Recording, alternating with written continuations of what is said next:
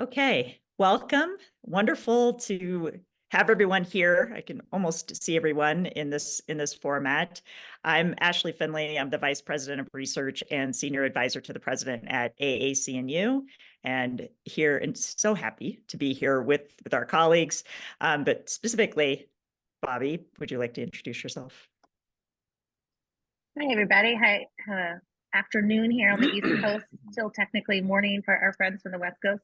It's good to be with you. I'm Bobby Lauer, the president of Campus Compact, and it's wonderful to see so many familiar faces on today's call. So Bobby and I are just going to kick it off with a few framing comments and then hand it over to our terrific colleagues to talk about the democracy audit and what's being developed as part of this planning phase. Thank you so much for just being part of what we think of as kind of an exploratory process. We have, with the generous support of Lumina Foundation, been able to embark on a planning grant that we certainly hope will be the foundation for something much larger. And we would like to believe influential in how we are going about thinking about our democratic purposes in higher education, the public purpose of the work that we do, and more specifically, the way that we're able to bring that work together. And for Bobby and I, in putting this project together, we think it symbolizes not just our commitment and the commitment of both of our associations, or the historic missions of both of our associations to support the advancement of democracy within higher education, but also the symbolism of what it means to bring two associations together in doing this work. To our knowledge, AAC&U and Campus Compact, despite the symmetry and great alignment of our missions, haven't really collaborated on something this significant. And we feel like there's probably no better time to do that. As we think about the complexity of what we're undertaking in higher education, the need for collaboration, the need for collective learning and collective energy to keep our work going, and just the pure need for scale, we're really excited to not just bring the mission of our associations together, but the networks, the tremendous thinking that's happening across our member institutions and everyone that we're reaching in and across every sector of higher education. So we're tremendously excited about what this project represents and what we can endeavor to do through the planning phase. And I would just underscore one of the other components of that is that we hope that as we symbolize the coming together of the two associations and embarking on this planning and design phase, that it's some encouragement to also be thinking about how you're doing this work on campuses that, from our perspective, tends to be quite siloed in and of itself. That as we think about public purpose in the mission of our own campuses, how the work of civic and community engagement is often siloed in pretty dramatic ways across divisions. And what we're definitely going to be doing through this design phase is thinking about how we're harvesting work across every section of campus, from study abroad to service learning to internships. There's a number of different ranges and areas in which we can really be thinking about this work in productive ways. So we're grateful for you for being here and for exploring that with us. And Bobby's going to say a bit more about some specifics of the project. Awesome. Thanks so much, Ashley. I must say it's been a quick, in some days, in some other ways, feels like a long time already that I've been with Campus Compact, but it's been just over 2 years. And I must say, it's shocking to me that I had not worked as closely with AAC&U prior to taking on this role, but I have really enjoyed particularly getting to know Ashley and getting to know the depth of work that she is doing, particularly across the entire organization, particularly when it comes to evidence-based practice. And it was through kind of those conversations, and I see so many other partners here, from ASCU to the great work that Patty and Kim lead on the West Coast, to Nancy and others who are deep in this work around thinking about our ecosystem and thinking about the civic and community engagement field of higher education and what it looks like to really come together. I think many of us have been in this field for decades at this point and really understand and recognize that we have massively increased the amount of work that is happening, whether that is in individual curricular experiences, cross-campus partnerships, anchor activities, work that's happening in the democratic engagement space across the campus and in the community. But as Ashley said, I think what many of us spend a lot of time in the rooms that we are in and the conferences and convenience is talking about that this work still feels incredibly siloed, that it still feels under-resourced, that often the connection points are not there, that there's a thousand points of light in some ways. And we are not approaching the work in the most holistic and sustainable and impactful ways possible. It's really in the essence of some of those conversations that this project was born. And as Ashley said, ultimately what we're thankful to have the support from Lumina for this year, and really I want to say like 2024 as a calendar year is really the timeline of what we're thinking, is really to have a chance to step back and then step in with many of the folks on this call, and we hope many others, to really spend some time thinking about how we organize our work collectively, what it would look like to build a new highly collaborative platform that would do many things. So one, we're thinking about how do we open up new pathways and ecosystems to connect funders and campus leaders more directly? How do we scale promising work in very serious and real ways that are very different than the ways we approach right now? What would collective impact look like going forward? How can it look different, but how can it build on the successes we have seen? And how do we amplify what is working, particularly from the campuses and leaders that we don't hear from all the time? I think many of us sit in conferences and in spaces where it is the same institutions and the same leaders that we lift up as examples, but there is incredible work happening across a much larger swath of higher education. And we want to be very deliberate in this process about thinking about diverse institutional types, thinking about how we really show the incredible work that's happening that can be shared learning and practice across the entire ecosystem. We also are going to be diving into some pretty big questions that many of us have talked about in small rooms and in hallways and at various convenings. Things like, what does it mean to do this work in a more holistic fashion? How do we democratize how community engaged practice is scaled, funded, and resourced? What are new pathways for disseminating promising practices and models beyond our traditional outlets? And what would be a necessary architecture and functionality of a highly collaborative and interactive platform that our entire community can galvanize around? We will be centering throughout this entire process both our power as associations, as conveners and connectors, but most importantly, the members of our community. That is inclusive of faculty, staff, students, community engaged practitioners, field leaders, community partners. We want them to be centered in the vision, architecture, and needs, because we do believe that this process will allow us to build something that can work for all of us. We're excited to be working with two other key partners besides Lumina, AAC, and UN Compact. Two other organizations that are key to this project are the University of Virginia's Karsh Institute for Democracy and More Perfect. And if you haven't gotten to know either of those organizations, I highly encourage you to do so. They're going to be providing critical expertise throughout the project and ensuring that our design process integrates funding, national service, and democracy organizations. So that's a bit of a, and I know it might sound like a bit kind of vague and big picture at this point, but that's where we're starting. And what we know is that there's going to be a lot of opportunities to welcome all of you and others throughout this process. We'll be back in touch probably, Ashley and I think more like May, to talk about this larger project and about pathways for getting involved and the multitude of ways that you can do that.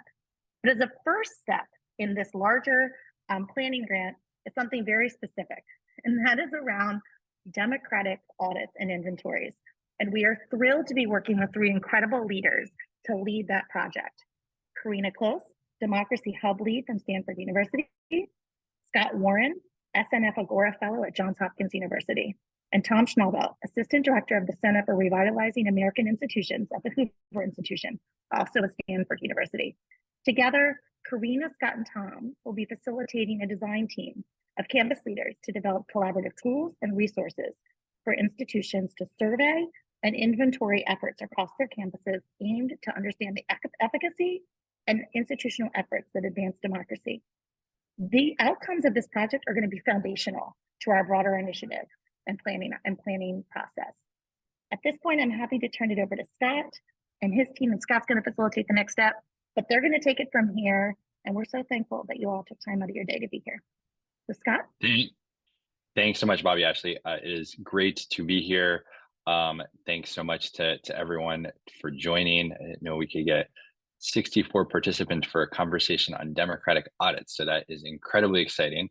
And many of you are probably wondering, well, what are they and how can we be involved? And so we're going to talk through that. I'm going to share screen. We're not going to talk for too long. We want there to be a half-hour Q&A.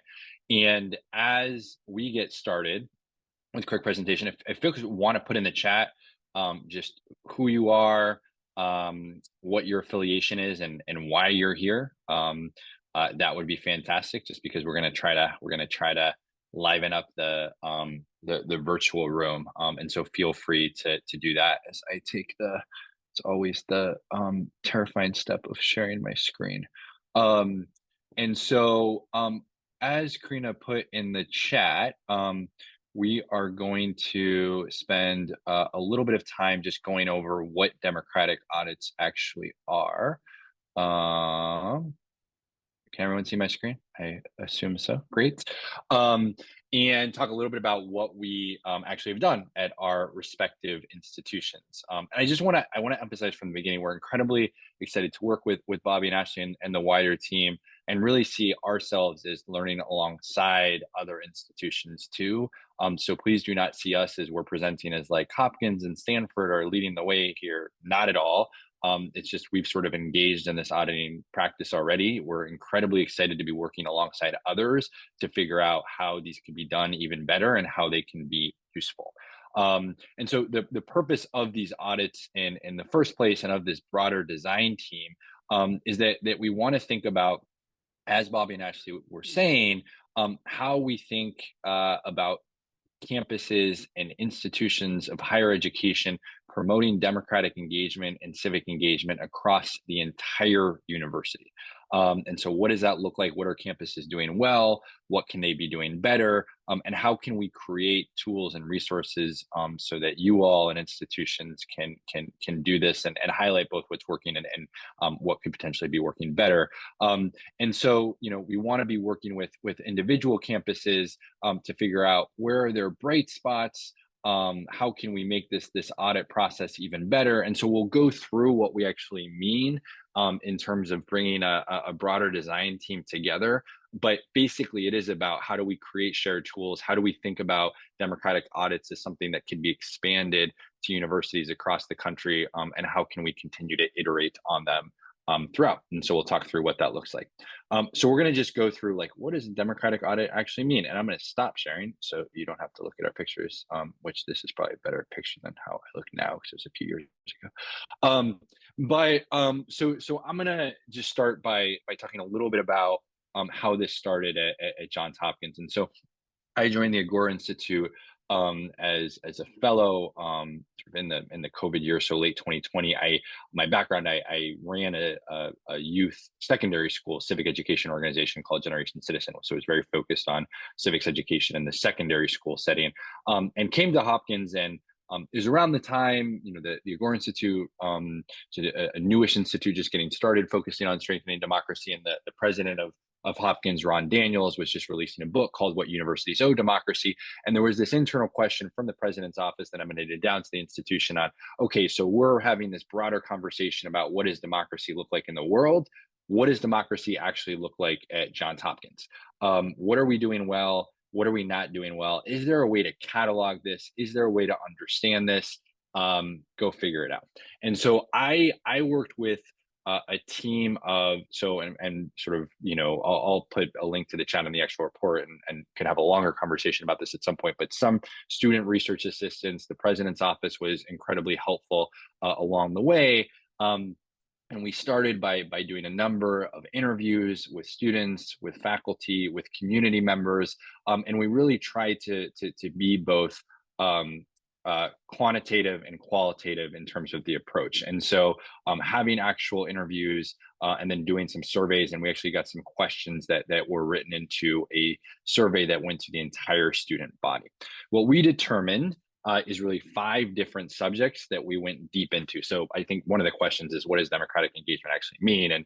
And we tried to define it, but then we focused on 5 different components of what democratic engagement looks like in its institution. One is coursework. So what courses actually explore issues of democracy? And we had to define what that meant. And that's something that I'm sure Karina and Tom will talk about too. That's a little bit of an art, not a science, but we tried to make it a little bit more of a science to actually figure out, what are the courses that focus on democracy, and we inventoried them. Then we looked at events and programming. What events are we doing on campus that focus on democracy? We inventoried them, and we also figured out how do students find out about them. Then we looked at elections and voting. So what initiatives on campus are focused on elections, and what are the actual statistics? And there are many groups. I know Nancy's on the call that have looked into actually cataloging student voting rates, and so we're actually able to look at the unsolved results and figure out, is Hopkins improving or not at voting? Then we looked into local community engagement. So how is Hopkins engaging with the Baltimore community? What could it be doing better around that? And finally, and this was really important to me, we looked at democratic culture. Do students feel like they have a voice at Hopkins? Do they feel like their voices matter? I think it's difficult to promote democracy if students do not feel like they are part of the democracy themselves. So as I said, we tried to be, we did interviews and had questions like, how much do you feel like you're actually part of the campus environment? And then we actually worked with the registrar's office after we found that list of courses to do a pretty rigorous analysis. And we found things like, and I'm reading from the report, but there's 485 biomedical engineering majors in fall of 2019. Of those 485, only 4 took a democracy focused course that semester. Hopkins is a very STEM focused university. We were able to figure out there is a challenge. The Agora Institute's starting. There's a lot more courses that are focused on democracy. We're not doing a great job of getting STEM students in those courses. How can we do a better job of that? Agora's got a recent grant to focus on that very topic. So I'm going to put the report in the chat, and we'll send this along. But what I will say is this was just the start. This was very much an imperfect, an imperfect process. I think it was a start of what an audit could actually look like. And I'm going to turn it over to Karina and Tom, who can talk about how they took what we did and made it 100 times better, which is what we're hoping we do through this process as well. Thanks, Scott. Yeah, hi, everybody. My name's Tom, and I will just start by saying we absolutely cheated and got to use what Johns Hopkins had done, because they sort of led the path for us in terms of what we were doing. I also want to recognize, or we want to recognize, that many of you have probably done something similar already to this. And actually, I know this is an information session, but we were kind of hoping we could start the kind of building the case study bank that we're ultimately going to try to create by asking you if you would share in the chat if you've got materials, or if there's something at your campus that you'd like to share, a previous kind of iteration of the kind of audits that we're talking about, that we'd love to have people share those in the chat so that we can capture them that way. But just to continue the story, and I in some ways, I almost see the Hopkins-Stanford story being kind of flowing into each other, because what happened at Stanford was that several years ago, there was a conversation that started with Mike McFall, who's the director of the Freeman Spogli Institute for International Studies, where he was asked by several board members, Stanford board members, as well as Freeman Spogli Institute advisory council members, what is Stanford doing to understand or advance democracy? And Mike's response to that was basically, I know what we're doing at FSI, but I can't speak to what Stanford's doing, because just like all of your campuses, it's really decentralized, and the left hand doesn't know what the right hand is doing. And so Mike actually tapped Larry Diamond to lead an effort to basically say, well, if we don't know what's happening, let's at least try to be systematic and figure out, like, what are we doing? And so Larry tapped me to kind of work with him to pull together a process around which we would then systematically look at what's happening. And we knew that we had to look at courses, research, and engagement opportunities, but we really didn't know how. And what I'm saying about Johns Hopkins is, when I found out that Scott had done this, it was like, oh, here's almost the template. We're not going to follow it exactly, but we're gonna really build off of that. I will say that the first thing and probably the most important thing that I did when I started down that path was to look around the campus and see, all right, this is, you know, my work had been in public service, and I knew that everywhere around campus, people are doing public service. And likewise with democracy, everybody's got, not everybody, but many people see themselves in this work of democracy building or understanding democracy. So I reached out to a few places to look for lead partners. And I found a very easy door to open with basically the Stanford Center on Philanthropy and Civil Society. I walked into their shop and said, hey, would you be interested in co-leading this? And probably the greatest thing that happened to me during this time is that they said yes. And we have this great person in Karina who is really interested in this space. And we want to actually lend her out to you to help lead this effort. So I got to work really closely with Karina, and who you're going to hear from in a little bit. I want to say that probably one of the other good things that we did was we formed an advisory board, an advisory group around this, and I think we're going to add a link to the chat that sort of is to that pretty broad-based group, as that was really instrumental in helping us sort of shape this. Because as you can probably imagine, the first question that was asked when you start doing an inventory is like, what counts and what doesn't count? And that group really helped us figure that out. And I'm going to turn it over to Karina, who has a lot more to say about that and then where this project went. Oh, one thing I wanted to just respond to, because I saw it in the chat, like people, you know, the idea of like, what were the benefits? I want to say that probably the primary benefit of doing this, there are two. One is that you're having the conversation explicitly, so bringing together people for that reason. And then secondly, I think the benefit was really in identifying some of the strengths that we had as an institution, the gaps that we had, and then identifying some of the collaborative opportunities, some of the things that were happening, what people didn't know. Oh, I didn't know there was these other 3 projects on this particular element. So that was very helpful. And with that, I want to turn it over to Karina, who's going to talk a little bit more about the sort of boundaries, the boundary setting process that we went through. Thanks, Tom. I think one of the reasons we're so excited about working with this group, and again, like Tom was saying, we were so grateful to have learned from Scott, is appreciating how much goes into figuring out an audit. There's one of those things that can sound like it's going to be simple, but the devil's in the detail, as they say. And so we spent quite a bit of time thinking about what do we mean by democracy, kind of from a normative perspective, but then also really thinking about when you're going to do an inventory, what's going to count in and what's not going to count. So I just shared a link to what ended up being, it's about a 4 or 5 page overview process.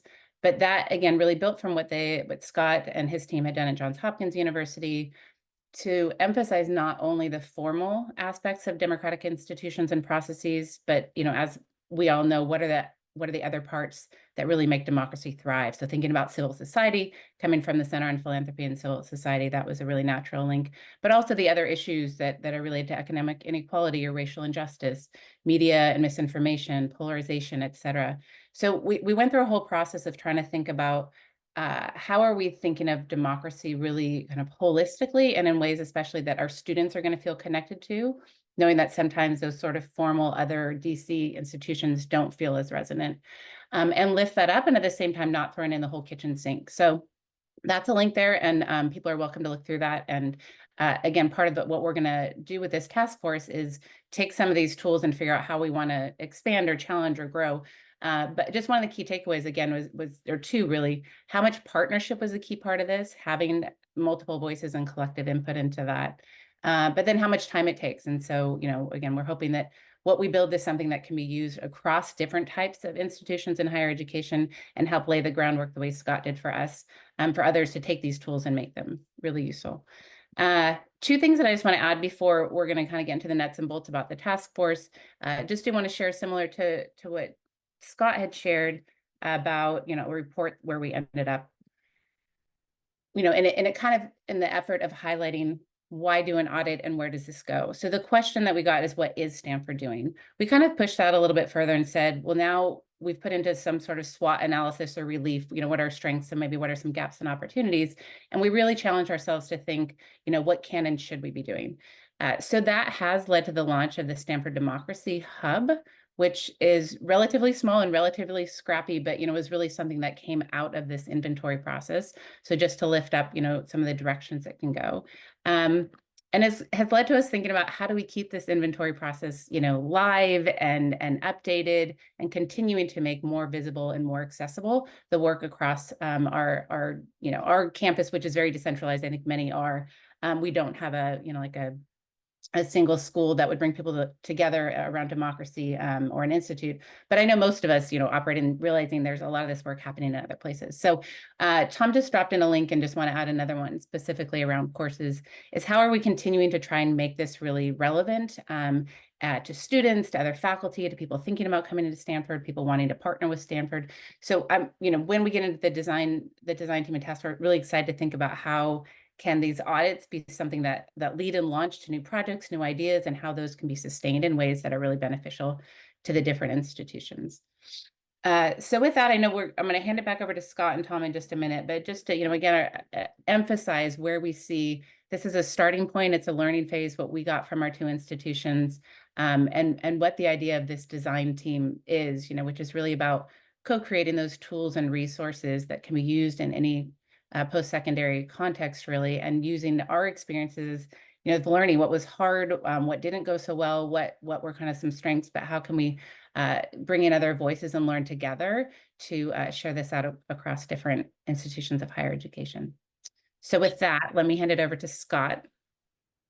Yeah, thanks, Karina, and just want to reiterate. I mean, it's been wonderful working alongside Tom and Karina, and learning sort of how they've iterated on the process, and this entire design team, I think, hopefully will allow us to continue to iterate on what we both have done to put tools out there that can be used in the wider setting. And I've seen some of the tools that have already been shared in the chat. So some of this is just cataloging everything that's out there as well.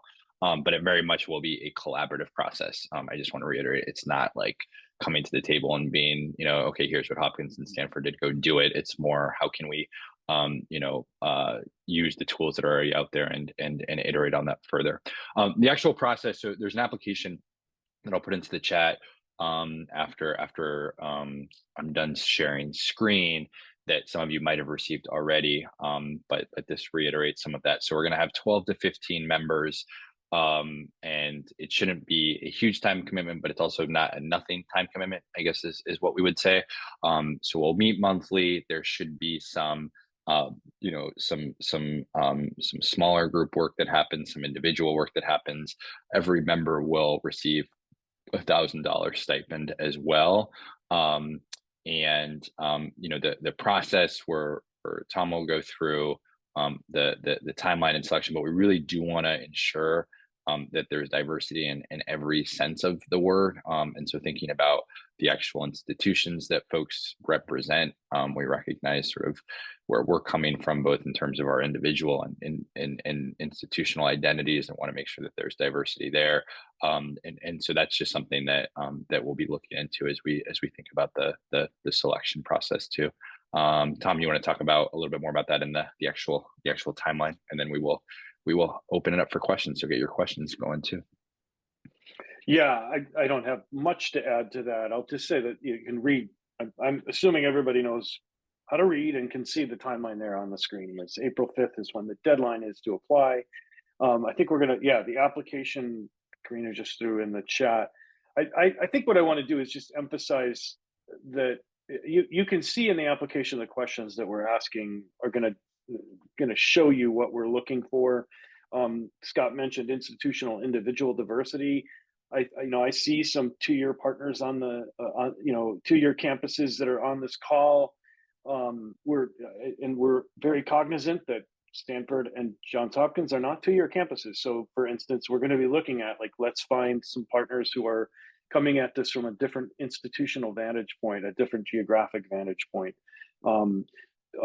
So that's going to be a big part of what we're looking at.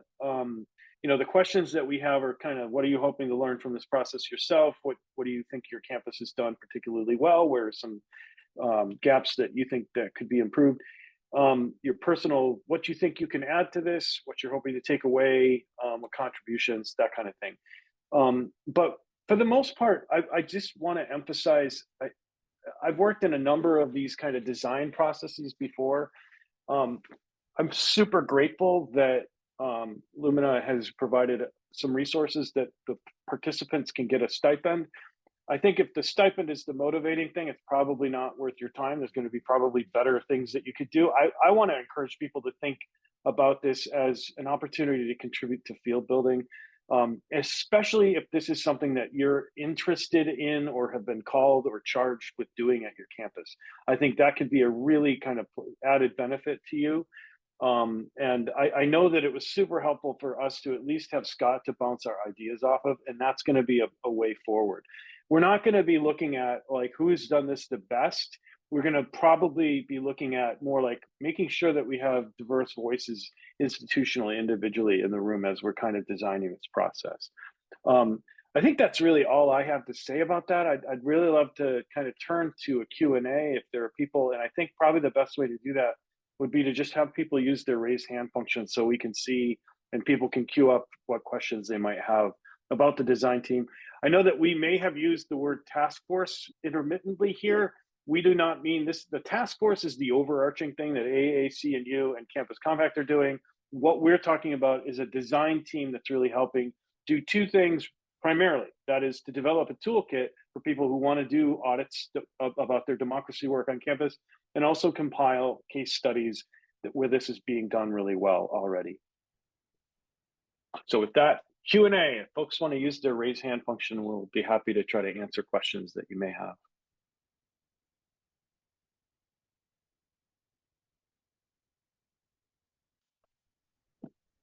Folks can put in the chat if easier too.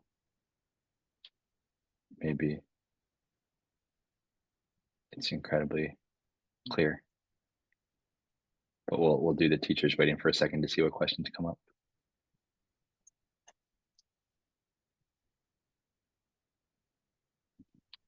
I'll ask a question. Nobody else is asking one right now. Great, but, go ahead, Susan. Thank you. All of this information it's really helpful and fantastic work.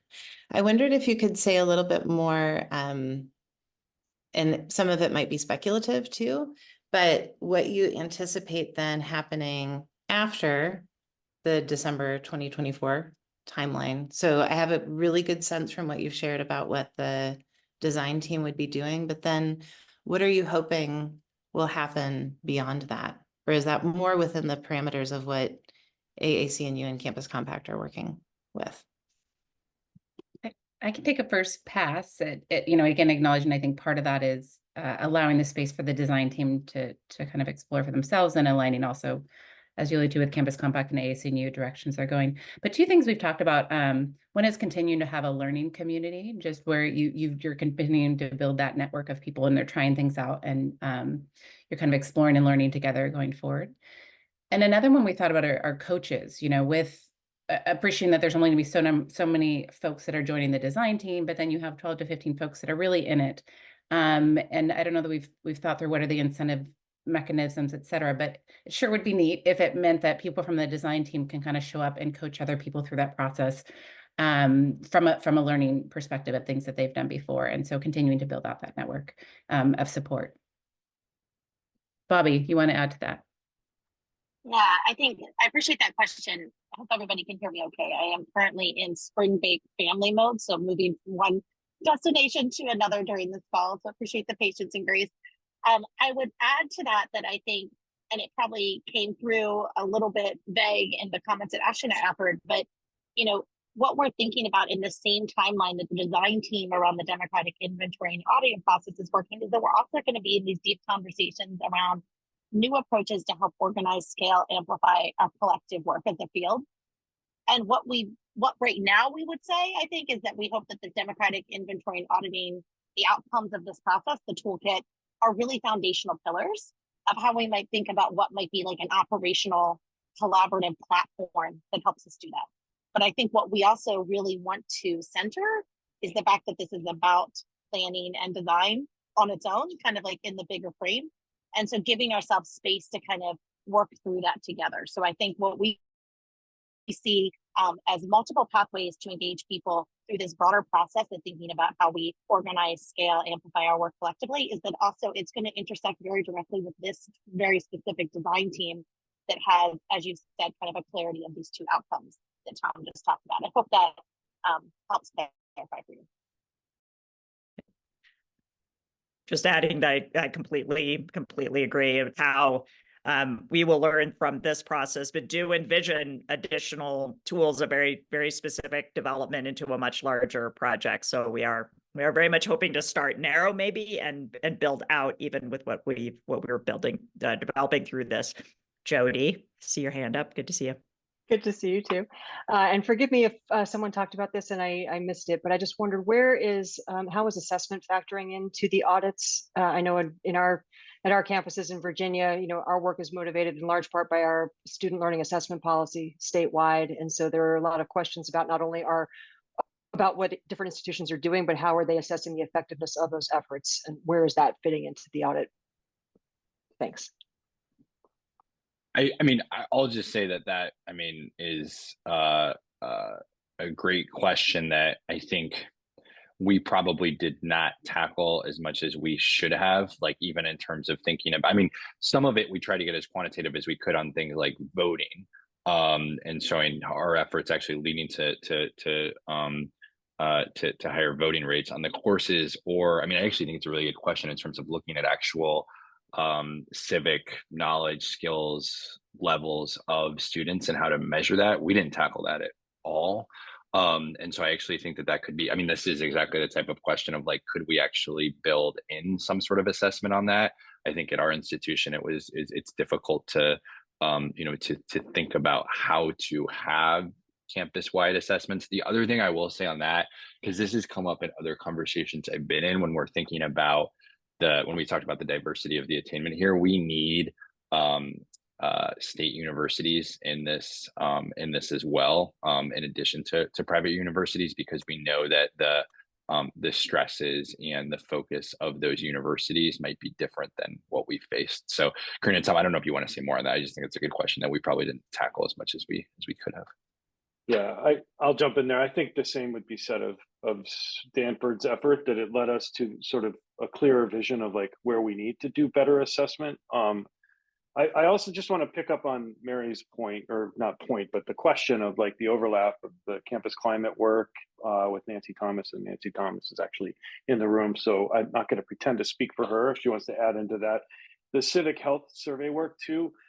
I will say that my perspective is that an audit would only be basically strengthened by having campus climate work, of which we did not do. There were other campus climate surveys being done at the time that we were doing our audit, so we didn't feel like, people don't want to survey people to death, but we can take those things into consideration as part of an overarching audit. So I think the best way to do that is to actually integrate things, whether it's campus climate or other kinds of climate survey, climate approaches. I think that could also, like Scott's saying, could come up in the context of like building a toolkit to say, here's the kinds of things that you might want to do as part of your audit, and here's some best practices in the case studies piece of that.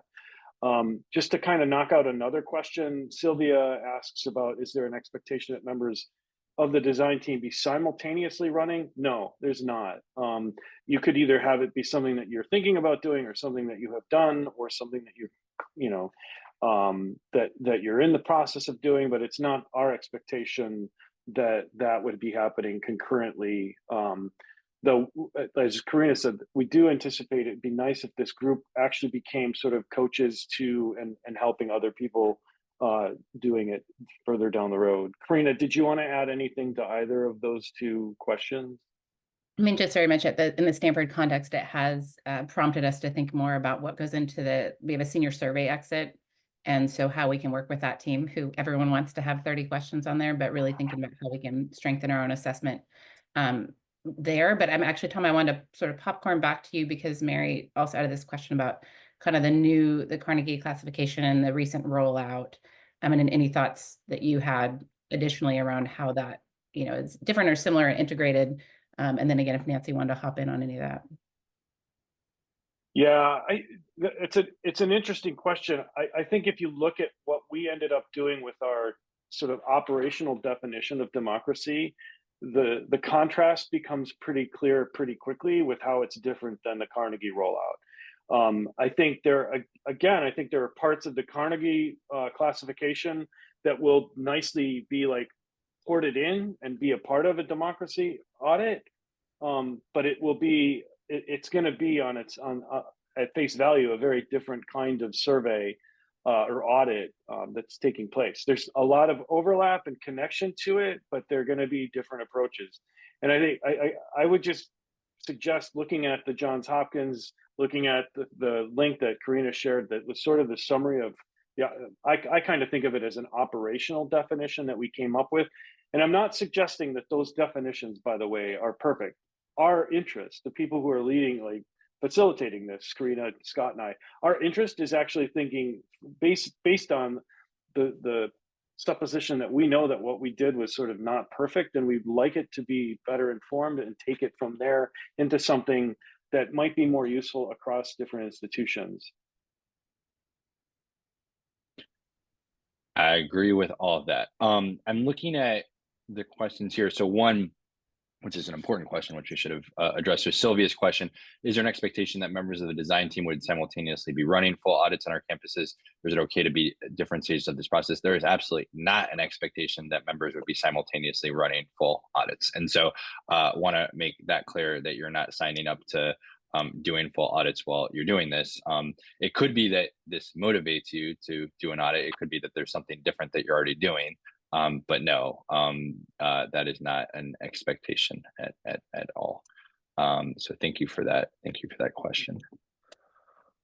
I'm just trying to make sure that we answer all of these. So at the CLD Coalition meeting last March, there was some discussion about the challenges of addressing topics related to democratic engagement versus civic learning knowledge in some spaces, especially at public institutions. Any thoughts about how we might address those varying political contexts in which different institutions reside? That's partially what I was saying, that we need more diversity in terms of who's like, yes, there is thinking in terms of how we would do that. JHU and Stanford are not the best institutions to answer that because we don't have to, we don't have the same constraints on it. So as we're putting this, we have thoughts, but I don't know how well informed those thoughts are. We're inoculated from some of the other stressors that institutions have. And so as the design team is put together, we definitely will want public institutions that are part of this process. And that will be a question of how does, institutions that have different requirements, different state statutes, different state requirements coming down, how do they respond to them? I don't know if Tom, Karina, you want to add anything to that? Well, I will just say that one of the things that surfaced from our audit was the relative discomfort of many faculty and staff in dealing with some of the political tensions and political controversies around this, and that was considered a gap of of knowledge of where's the line between some of this and where isn't it, and how, what kind of support that people could expect from the administration or the university. So although we are, as Scott used the term, inoculated in some respect, I think there are some crossovers that are connected, but definitely differences. I've worked in both public and private institutes. Well, Stanford is the only private institution I've been at, but I recognize, and that's another reason, as Scott said, for our hope to have a diverse group of people come together so that we can touch upon those things. We were under investigation by the Judiciary Committee at the time we were working on this, so we're not entirely inoculated from those kinds of investigations. Well, California's Leonard Law also, we have to adopt the same as public institutions do with respect to at least free expression. But on a broader way, just to say that in the document, like Tom said, that we spend a lot of time thinking kind of normatively, what is sort of what is our comfort on sort of a normative pro-democratic take on it, and kind of definitionally what that is. We thought we might divert that or avert that from the beginning, but not surprisingly, working with scholars, they really want to hone in on specific definitions. So again, that was sort of a process, and imagine the design team doing that, like sort of what is sort of a comfortable shared understanding of what do we mean by, kind of democracy in the audit, and what are sort of the normative stances we feel comfortable taking where it doesn't get people into uncomfortable territory.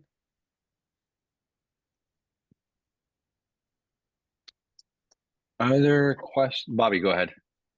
I was just going to add, I think, to the question, the other thing, Bobby, a couple of Hey, years, Bobby, there's been you're breaking up a good bit. Sorry. Okay. And I wish I knew where you were heading with that. I'd pick it up for you, sister. You want to try again? Is that better by chance? It is actually, yeah. Okay, who knows why? I will be very quick. One of the things I just wanted to say is that I really valued both of the examples of Stanford and Hopkins over the past couple of years. And in particular, I think it was because the question of, in a Carnegie, for example, audit, when you're completing the application, what's captured and not captured. And I think, Tom, it was in one of our conversations when we talked about the Venn diagram of this work around when thinking about community engagement, and then thinking very deliberately about democratic engagement work. And I think for, one of the great benefits is just to look at these two documents that have been shared as a baseline as we think about this particularly inventorying and auditing project. And I do think it is different. I think it's additive to the field versus duplicative. And I think it will also create opportunities to talk about the intersections of these various efforts that we have in the field to capture work, and how they come together. And I think those are some of the really healthy tensions and dialogues that we want to have together this year in this kind of broad.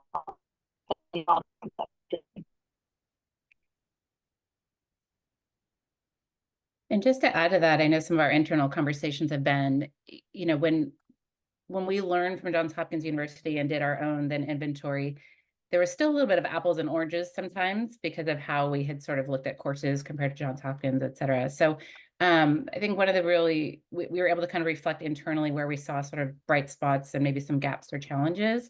But an exciting place that we see this going is, not ultimately to sort of kind of audit in a very specific way in comparison, but getting to that broader relief comparative perspective of, wow, we can see what some of these other folks are doing. And like, we're not even in the same ballpark as most of our peers or other institutions of kind of what they're doing.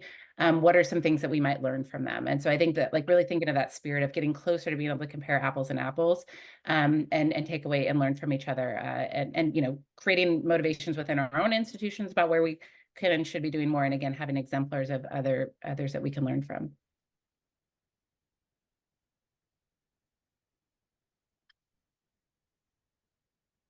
I don't know if we still have Palmer or Harold, Harold, I do see you.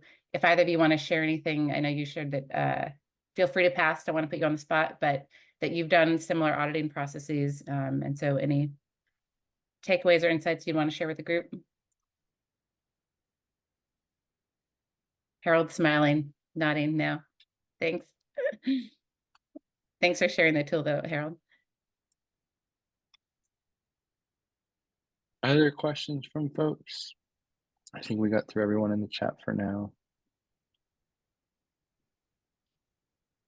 I might just add where I think, Tom, you're the one that started seeing so many people showing up for an audit. We had a hard time, and it was an uphill battle on our campus to get people really excited about an audit. So just appreciative that people, are here. And it seems like, have to imagine we share sort of an intuitive sense of the value and opportunity it can bring by doing these auditing types of processes. But don't assume that we don't assume that those are always inherently really exciting for folks, and appreciate the work that you're doing elsewhere. Just thanks for showing up, and thanks for being interested in sharing ideas in this space already. Yeah, echoing that, this has been, just have appreciated how much folks are already doing, and the great questions and engagement too, which I think shows, we'd love to have like a 50-person design team, but it probably wouldn't be the most Scott, efficient in the world. You'd like that. I'm not sure I would like that. 50 people. With all the ideas that people would bring through. Okay. I say that I'll accept that. I say that just because if everybody on this call apply, we wouldn't be able to take everyone. But you know, I think we'll repost the application, but I'm sure that Ashley and Bobby will be sending it as well. But we'd be excited to be work alongside you, and I just want to reemphasize that point again and again, that you know we have done things that we think might be helpful, but want to you know do something that hopefully is iterative and useful, and picks up a lot of the challenges that you all have brought up. So how can this not be duplicative? How can we think about how this works at different institutions? How does it meet the moment that is happening in higher education as well? Well, I know there's just a lot of stressors on this topic, where you know administrators and faculty want to be doing more, but also just have a lot of different challenges and a lot of different directions on people telling you what you should be doing. And so how does this you know be helpful rather than ignite yet another firestorm to put out? And so these are all things that we'll be thinking about while trying to put something out that is useful beyond the time of this period of the design team too. Bobby, or Ashley, can we hand you final words? Just the last thing to say is the application link is there. Please feel free to reach out if there's questions in the meantime, and we look forward to hearing from you. Agreed. I just want to thank everyone for being here, for being part of this process, at least beginning to entertain these ideas alongside us. And we will be in touch, but please don't hesitate to reach out to us if we can answer any questions for you. Anyone on this team can do that. So thank you so much. Have a great day. Appreciate it. Thanks, everyone. Thanks, everyone. Bye.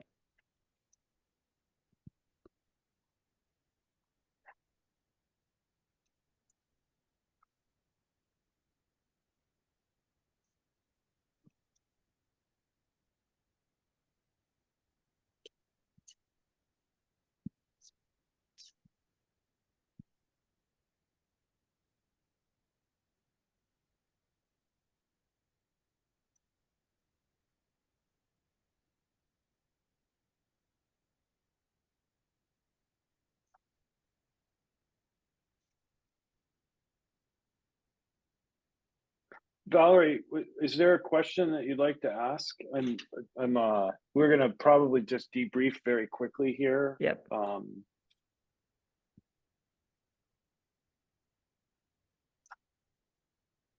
Oh, okay. There we go. I just put her in the Okay. waiting room, which you guys can see, but she probably wasn't at her computer, so I think that's fine. Yeah. Is Laura, Yeah, is Laura still here?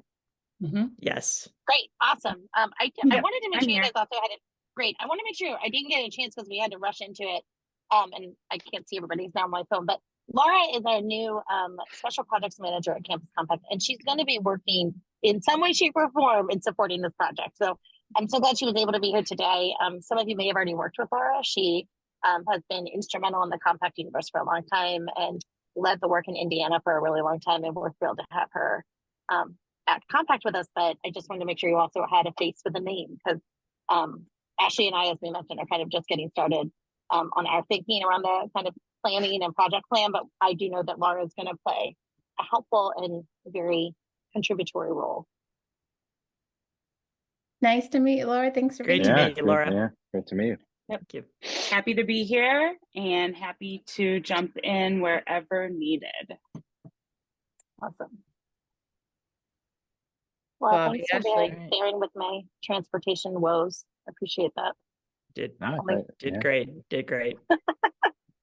Anything And that you a feel lot like- of iPads, a lot of iPads, a lot of headphones, a lot of hotspots, a lot of iPads currently behind me.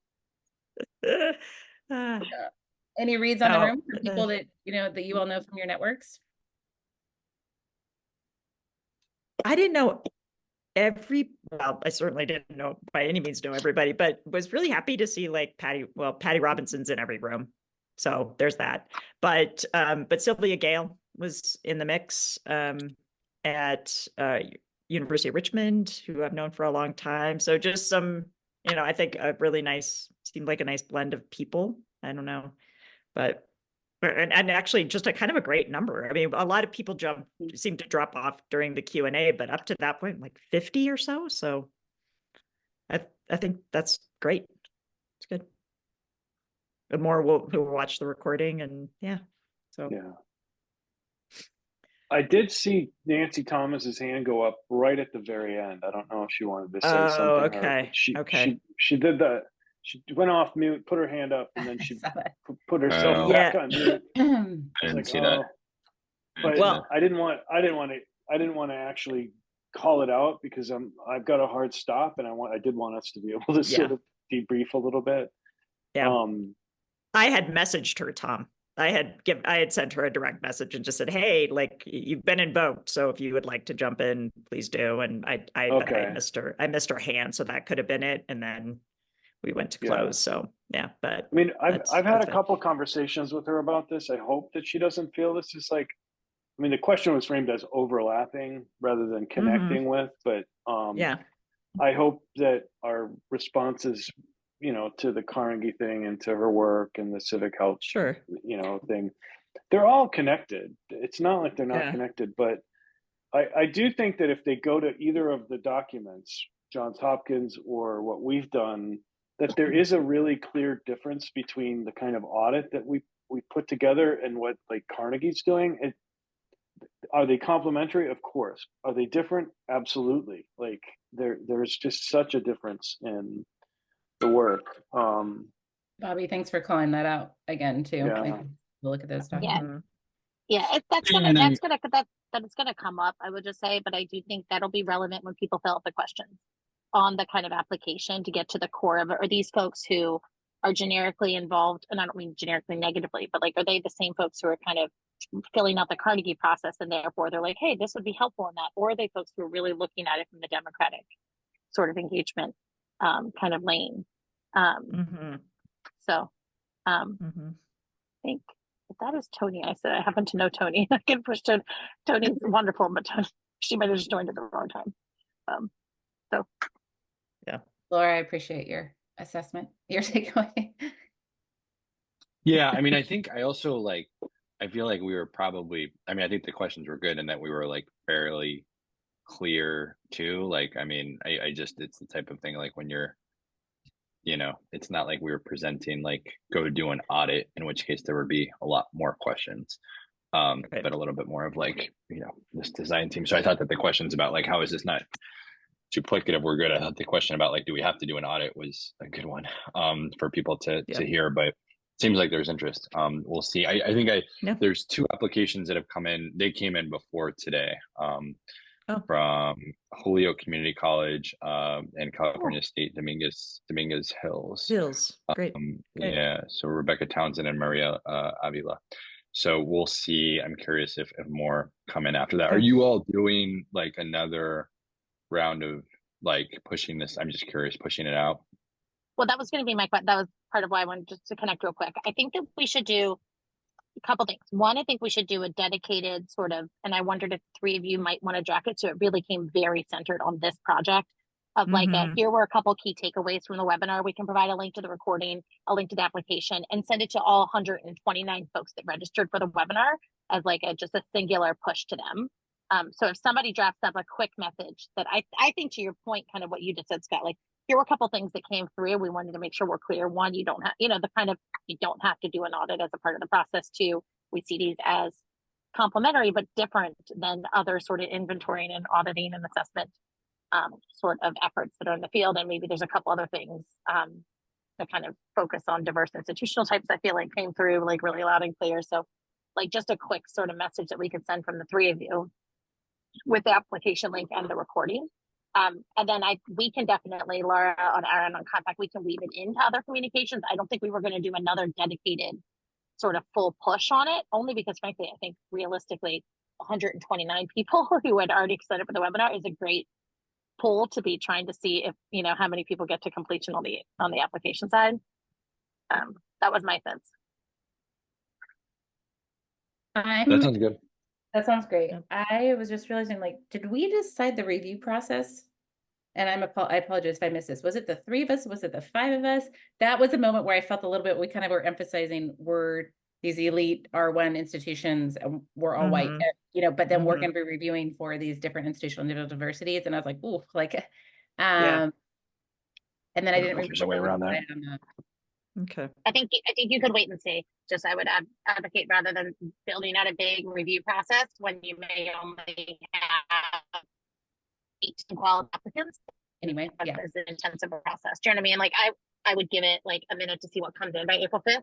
And then if you're really dealing with 40 really strong applicants, then I think we can quickly, we've got some good fellows, I'm sure AACU does too, that we can bring in from campus leaders from very, really wonderful backgrounds to get involved. Yep, that sounds right. My I'm gonna have to- comment was on maybe that email. Like those are some key points that you could put in there. Okay. Sorry, everybody, I've got to drop off. I've got a 12:30. I've got to get to. But I'm looking forward to it. Scott and Karina, we can talk about drafting the follow-up message later. Okay. When do you want it to go out? Just Bobby and Ashley, when would you want that email to go out? I think it needs to go out by Friday. Honestly. Yeah, I was Okay. gonna say, think- yeah, we're right around the corner. So yeah. I think we could, I mean, I started just, and Laura already copied things, your notes, but I think we do that pretty quickly. We can also share the slide deck, which then has, it's short, and then summary takeaways, can be slide 5 of what were the takeaways, and then there's those links to the different reports, et cetera. Awesome. Sounds great. Sounds great. Cool. Okay. Thanks you all. I think we got Thanks we so got a much. plan. everyone. Thank you. All right. Bye. Appreciate it. Thanks everyone. Bye. All Bye-bye. right.